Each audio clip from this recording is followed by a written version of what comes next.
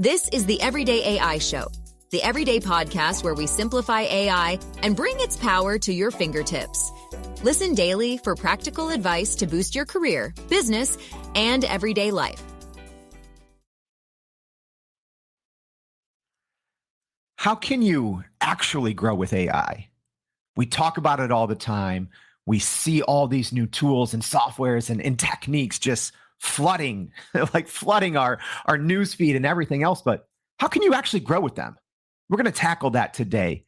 Very excited for the guest that we have. So before we have that conversation, let's talk about what's going on in the world of AI, because that's what we do here at Everyday AI. We're a daily live stream podcast and free daily newsletter helping people understand and actually use and leverage AI. So as a reminder, if you're joining us live on the stream, make sure to drop a comment like Dr. Harvey Castro. Great to be here. Great to have you. If you are listening on the podcast, check your show notes. We'll drop a link so you can start joining us live if you want to, so you can learn from experts. So we like to have the two-way conversation. So let's talk about what's going on in the world of AI, because there's actually some big news, and it starts with one of the biggest companies in the world, Apple. So Apple has not actually released, but it's been reported what they're working on. They are working on Apple GPT. So they are trying to get into the AI chatbot race. We'll see as more details come out what this is actually going to mean. But here's my hot take, y'all. You have to pay attention to this because Apple has an advantage that hardly no one else in the world has.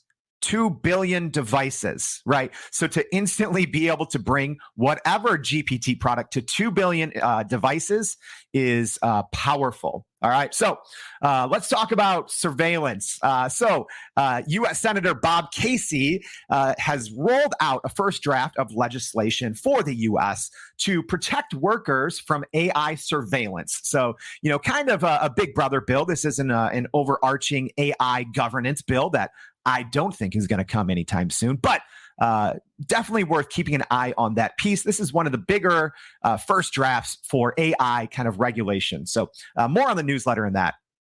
Last but not least, Google. All right.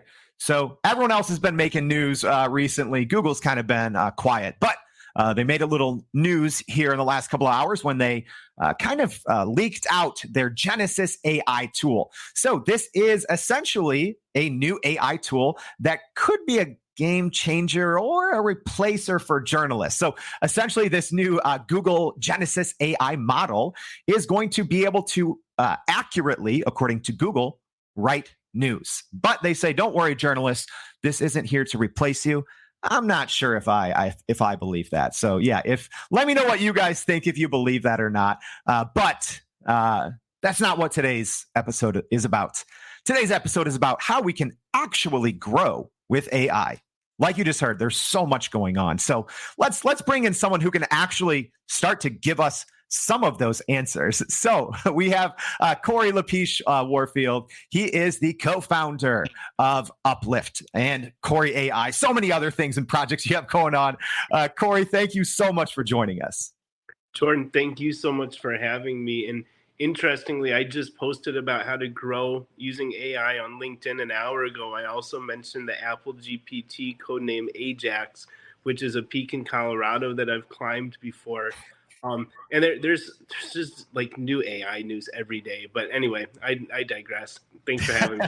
No, it's exciting. And if that tells you anything, if you are listening or watching, Cory has a wealth of information and background in AI. So real quick, Cory, for those that don't follow you on LinkedIn or see it, because you're everywhere on social media. So you've probably seen, even if you don't know it, you've probably seen or read Cory's stuff. But just give everyone just real quick a little bit about your background, specifically as it relates to AI and technology. Yeah, well, I'm really an anomaly. Like I'm still surprised that I serve on some of the boards and am an executive at some of the companies I am, because I spent most of my adulthood just kind of, being a big kid. I was a waiter and bartender for almost 20 years, didn't have any business experience at all. didn't know much about technology, although I've always been an early adopter. So I had the G1 phone, the first Google phone that slid open with the keyboard inside of it. And, like I've always been that guy. I had the first iPhone. I've always got the newest, iPhone and all of that. But I really didn't get into technology until about 7 years ago, almost 8 years ago. And I just got sick of never knowing when I was working in the restaurants. I was like, the data exists. They know if there's going to be foot traffic on a Thursday. They know if it's going to rain. They know if the patio is going to be open. They know if, this girl with 3 kids is going to want to leave at 8 p.m. Like, why is the schedule so weird and crazy? And why are we always on call, right? You can't forecast when you're working or how much you make. And so I started a software company using data to help restaurants schedule more predictably. And again, no clue what I was doing. I watched some Tim Draper videos on YouTube. This is, again, about 8 years ago. Read the Lean Startup and Traction and was crazy enough to start a company. And ultimately, we raised quite a bit of money and we scaled to a lot of users. We had some national concepts using our software.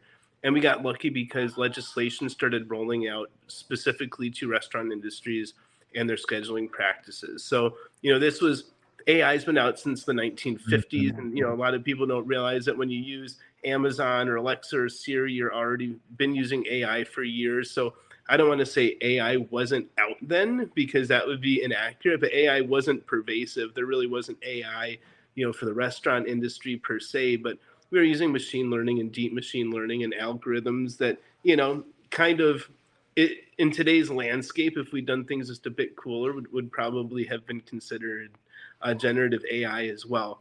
But so I learned how to raise money and start companies and make key hires. And, I learned as much what not to do as I learned what to do.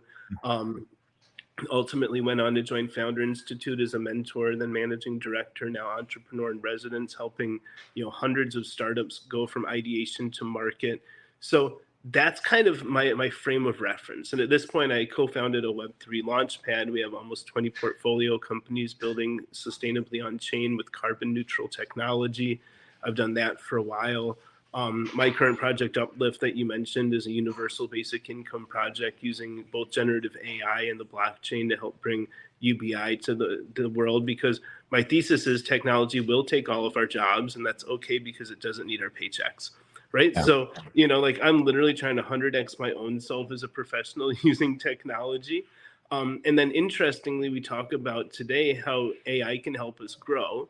And I've got a bunch of cool little free, softwares that I love that I'm happy to point people toward. I just mentioned one on LinkedIn this morning called Human Circles AI. But AI can also actually help us grow, right? Yeah, we're looking at now like AI-powered nanobots inside of ourselves. We're looking at exoskeletons that can actually make us taller, stronger, right? Things of that nature. I'm seeing paraplegics able to walk now with like very, very sleek exoskeletons and generative AI and, some weird stuff like brain implants. But it's an interesting time to be alive. Did you see the MIT student that's using a headset to read his thoughts? That one's crazy, right? Like talk about like being able to grow and actually use and leverage AI. So Cory, like just right there, I'm taking notes, and I don't even think we're going to be able to get to half of what I'd really like to talk to you about. But two things I wanted to mention there. So kind of what we're talking about today is growing with AI. And you do say, hey, like AI will help us grow. But then also something you said is AI will be taking our jobs. So there's some dichotomy there. So for the average person out there, explain what do you mean by that AI can help us grow, but yes, it will take our jobs. Well, I think AI can not only act as almost an Akashic record, so we can not only access any information in the world like we've been able to do forever with Google, not forever, but since Google became, accessible globally.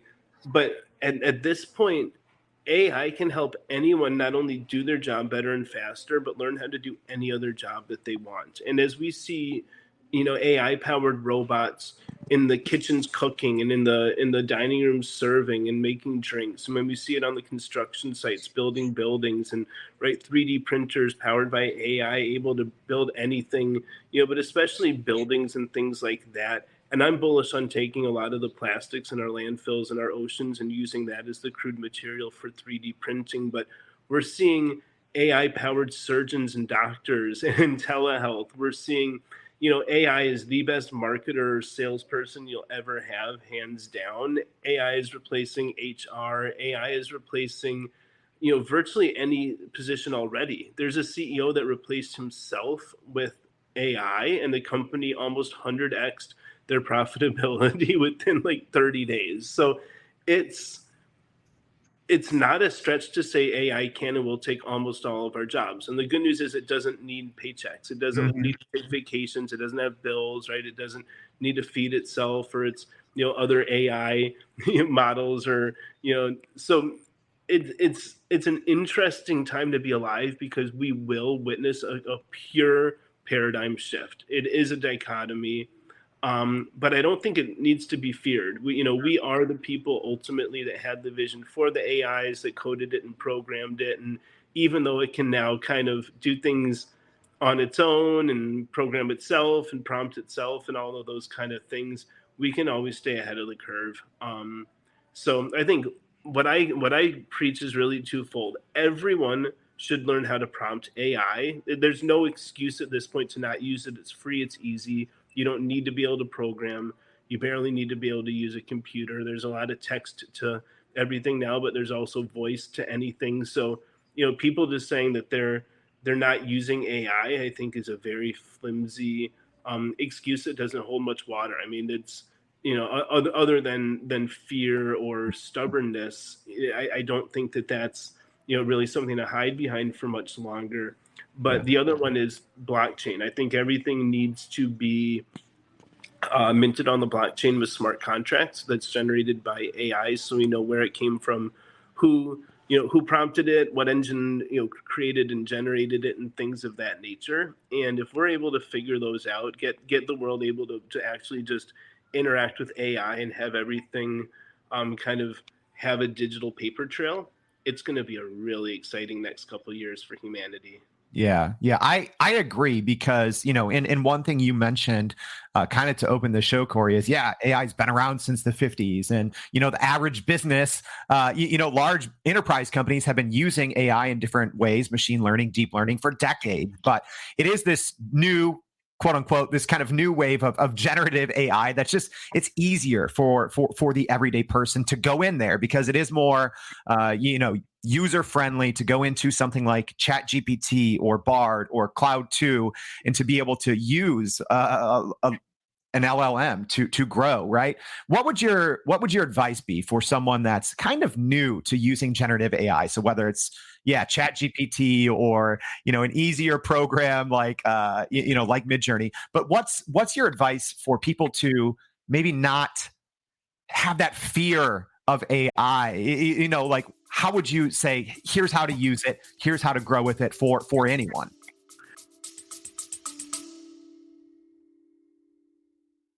Are you still running in circles trying to figure out how to actually grow your business with AI? Maybe your company has been tinkering with large language models for a year or more, but can't really get traction to find ROI on Gen AI. Hey, this is Jordan Wilson, host of this very podcast. Companies like Adobe, Microsoft, and NVIDIA have partnered with us because they trust our expertise in educating the masses around generative AI to get ahead. And some of the most innovative companies in the country hire us to help with their AI strategy and to train hundreds of their employees on how to use Gen AI. So whether you're looking for ChatGPT training for thousands or just need help building your front-end AI strategy, you can partner with us too, just like some of the biggest companies in the world do. Go to youreverydayai.com/partner to get in contact with our team, or you can just click on the partner section of our website. We'll help you stop running in those AI circles and help get your team ahead and build a straight path to ROI on Gen AI. So I think the one that has the lowest barrier to entry for me is from Inflection AI, which is co-founded by LinkedIn's co-founder Reid Hoffman. Their product is called Pi, and it's a conversational AI that's meant to be emotionally intelligent. And if someone were literally to go on there and just converse with it like it was a person, they will be working with and learning AI very quickly. So in other words, someone can go to Pi and say, hey, I've never used AI before. And Inflection AI's Pi will say, oh, that sounds like it might be stressful. Is there a reason that you haven't used it before? And well, yeah, because I don't know how to use it. And Pi will say, well, here, you're using it right now. Why don't you ask me a question about my capabilities, or tell me something about yourself and I'll ask you some questions. Right. So all of a sudden, like, wait, I'm using AI, right? It's not judging me. It's not doing anything challenging. Or, the big elephant in the room is ChatGPT. Like it's free to use, at least the 3.5 version, which is kind of the go-to-market version that's very powerful. Mm-hmm. And if someone goes to chat.openai, they're going to be able to log in with their Google or whatever. And even just going there and saying, hey, what can you do? And it'll say, I'm an AI that's only been trained up to 2021 and right, I can't do anything. And it's fun to just get it to do things it can't do. You can ask it to do your financial projections for your company. It'll say, I'm an AI, I can't do that. Mm-hmm. Right. And then you're like, oh yeah, you're an AI, you can't do that, but you're really smart. What would 3 things be that could change that into I can do that for you? And it'll be like, well, if you asked me this or this, then I totally could have done it for you. Yeah. And you're like, oh, that was easy. Yeah, absolutely. So real quick, we do have a lot of comments and questions. I just wanted to see if we could get to one or two. Rasifa, Val, thank you for joining us. Trevor, Brian, Nancy, thank you all for joining us. But a quick question for you here, Cory, from Maybrit. Shout out Maybrit, been listening since day one. But curious, she's saying, what are your thoughts on AI-powered, Google plugins or extensions? So these Chrome extensions, she sees a lot of talk on this. So, are these Google Chrome extensions, are they worth, especially AI-powered ones, right? So, things like, Monica is one. There's all these different Chrome extensions that you can use anywhere on the internet, and you don't just have to use, log into a site, like Pi or like ChatGPT. Cory, what's your take on these kind of, Chrome extensions that bring AI everywhere on the internet? I'm bullish on them. I'm a techie, and so I know how much easier it is to get to market with one of these than needing like your DUNS number and applying to get onto the Apple Store. These are things that can be built. Oftentimes, they're actually built with AI as well. There's a number of ways that AI can program itself, build cool stuff, but I just make sure it's a trusted source, and that it can actually do something that you want it to do. In other words, our biggest resource is time. So spending time on the AIs that can actually bring you value and satisfaction. So there's generative music AIs that can make your own music for mashups. There's art that can make, even now there's text to movie. You can make your own movie using generative AI. But if you don't love music, don't waste time on the music stuff from Meta. If you're not going to write a book, using Write Sonic's Chat Sonic, then don't go and try that. Just find something that you would have wanted to do. I do find one of the fun ones is teaching people how to write books using an AI, because you can go on, have it ask you for a number of ideas for a title to a book. Tell it as much as you want. I always say the more input, the better the output. But tell it, hey, I want to write a book on all these things. Here's some context. Give me 10 suggestions of a title. It'll give you 10. And if you don't like any, say, I don't like any of these because they're too cheesy and corny or whatever, and then try again, it'll give you more. But once it comes up with the title that you love, you say, okay, I think I love the title in number 7. Please write a sample of chapters for this book. It'll spit them out. And you either say, like, those are trying too hard to be funny, those are confusing, or I love them, or I love, 1, 7, and 10. Can you make the other ones more like that? But so, in other words, you keep pushing the limits. Don't take no for an answer, and don't take, mediocre results. But all of a sudden, you get it to give you a title for a book with a chapter list that you like, and then you say, okay, please, either emulate this tone, and you upload one of your own, articles or something, or you say, I want this in the style of Dave Barry, American humorist, or whatever. Right? Please write a sample first chapter. Make it, 10,000 words, 10 pages long. Just go until your capacity, and then continue in a second message. And then all of a sudden it's starting to write a book for you. It's about what you wanted in your tone with your frame of reference, right? And within 10 minutes, someone can start to have a first draft of a book that AI helped write with them, kind of as the oversight steering co, like Yeah. the publisher at large, and just doing that exercise, whether or not you want the book or whether or not you do anything with it, starts to just show the potential. Or another great one is like taking a quarterly report, a 50-page quarterly report from your company, uploading it into a GPT code interpreter or something, and saying, please distill this to 10 bullet points and tell me any of the things that I would absolutely need to know if my boss grills me about this tomorrow. Yeah. Right? Do it instantly. So I think just playing with it and having fun, whatever it is that could add value, to you in your professional life or even personal life. Yeah, that's a great point. Yes, you can use all of these tools both personally and professionally. And I think if you're listening, yes, like we have a comment from George here. Can you share the names of all these platforms? Absolutely, because Cory is kind of like a Rolodex or an encyclopedia of all the different AI tools and techniques. So another question that I have for you, Cory, is when people start using these generative AI tools, kind of like you said, all of a sudden they know, I could use, cloud for writing, but then I could use, this other product to make music. I could write this to write a book, all of these other things, right? It's opening up so many new possibilities. But what do you see, right? Because you've been in tech and in AI for a long time. And I think sometimes these, especially in the age of the internet, quote unquote, it takes sometimes years for certain technology to catch on in the 90s, the 2000s.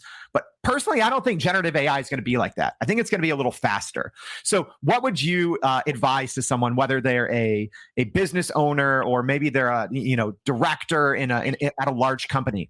What would you tell them about kind of quote unquote catching or riding the generative AI wave? Like, can companies continue to ignore it and not implement it and just ban it? No, I think companies that try to ignore it and or deflect it like a ban are probably going to be out of business in the next 18 months. I don't think there's any company in any industry that can't fully embrace AI right now, because otherwise competitors will either pop up or competitors that are legacy to them will embrace AI and will absolutely, they'll be able to run at 90% less, overhead. They'll be able to be, 1,000 times more productive. So I don't think there's any industry, even if it's plumbing. The plumbing industry will absolutely be disrupted by AI, right? I mean, there's not an industry I can think of, culinary, graphic design, that I don't believe will be 100% impacted by AI. So what people need to do is, first of all, understand there's nothing that AI can't do already. So if you have a business, anything that you would need AI to do is possible. There's a website, and I actually am joining the team of a competitor. So I'll say I have no problem with this website, but I think they leave a lot to be desired. But right now there's a website called there'sanaIforthat.com. Mm-hmm. They went to 10 million users of their website. I think in the first 14 days, they're already valued at like $50 million. And all they have, and it is when you search for something, there's a hand that does this on the screen, which is pretty cool. I think that's like the best, imposed screensaver I've ever seen. But it just aggregates 6,000 AIs. So you go on there and you say movie creator or PDF summarizer or YouTube video summarizer, data analyst, or anything, and it'll give you a list. Now, ideally it would, I don't want to give away too much of what we're doing to kind of take their basic premise to the next level, but it would be nice if it showed you how to use stuff, and right, if it could actually stack rank, knowing what your use cases were and things like that. But there's nothing that an executive or a visionary entrepreneur or something couldn't use AI for right now.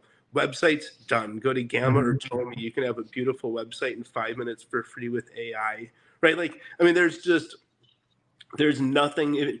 Use Bloomberg GPT if you want to, work with your finances, or, I mean, right, the list goes on and on. So I think just embracing it rather than being the person who say, well, it's never going to take my job, or it can't do this. Like, those are the people that are going to be really glad that people like me are working on UBI soon, because they'll be out of a job and a career. Yeah. Oh gosh. I mean, not even to get into that, but I've talked about this before. There's a reason that Sam Altman, the the head guy now at OpenAI, is a huge advocate for UBI, right?